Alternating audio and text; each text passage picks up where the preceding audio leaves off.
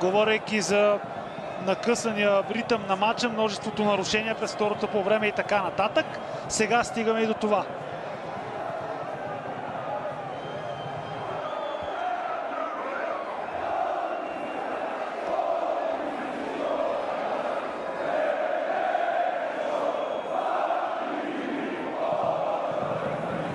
Се справи с изпълнението. Очевидно на Попов удар във вратарския ъгъл. Без проблеми за Босато, който избива в корнер.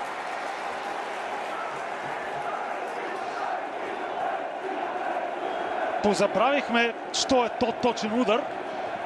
Ивелин Попов го напомня с това изпълнение, което обаче много бързо се върнаха и все пак напрежението остава до наказателното поле на Андреев. Мека топка на линията на вратарското поле. Бамба засича Андреев. Предвидливо съкрати дистанцията до точката за изпълнение на Дуспе. Лови топката, подхвана началото на контрадействие с този пас към Роналдо. 4 на 2 от гледна точка на Левски. Ивелин Попов може и да стреля. За сега се засуетява Попов и ударът му е блокиран, но да изведе Ивелин Попов на чиста позиция. Вместо това малко по-лек пас и въпреки това проблемите за Босато са на лице. Добре се справиха Георги Миланов и Андриан Краев с организацията на тази атака. Стефанов за Попов. 4 на 4. Стефанов с добро поемане, само че Брадли де Нойер влезе много майсторски. Това обаче ще бъде 1-0 за Левски. Илян Стефанов се възползва от това колебание в червената отбрана и извежда сините напред 12 минути преди края на матча.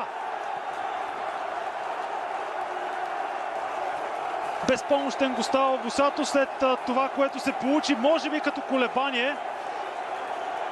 Брадли де Нойер влезе добре, за да подсигури там своите партньори в центъра на отбраната. Но след това Рикошета направи топката много лесна, много удобна за Илян Стефанов,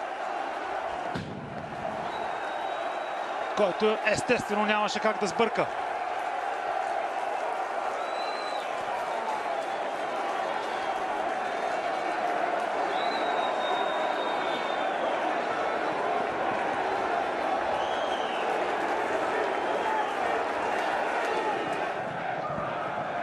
Веднага атака в червено и много добър момент за Маурисио Гарсес, който се размина на педя с топката.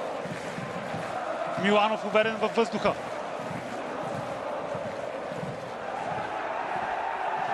Роналдо много по-бърз от де Нойер. Хубав пас към далечния край на наказателното поле. Уелтън прави резултата 2-0. Още една светкавична контратака в синьо и още един път резултат е топка във вратата на Густаво Босато.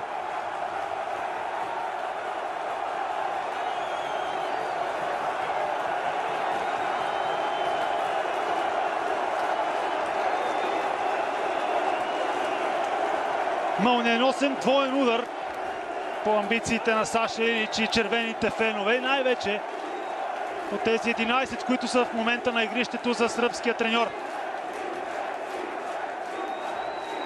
Великолепен пас на Роналдо. Как се стигна до тази ситуация? Върната топка, струва ми се, от Линдсет. Разчиташе, че там ще има негов съотборник от движение с едно докосване. Уелтън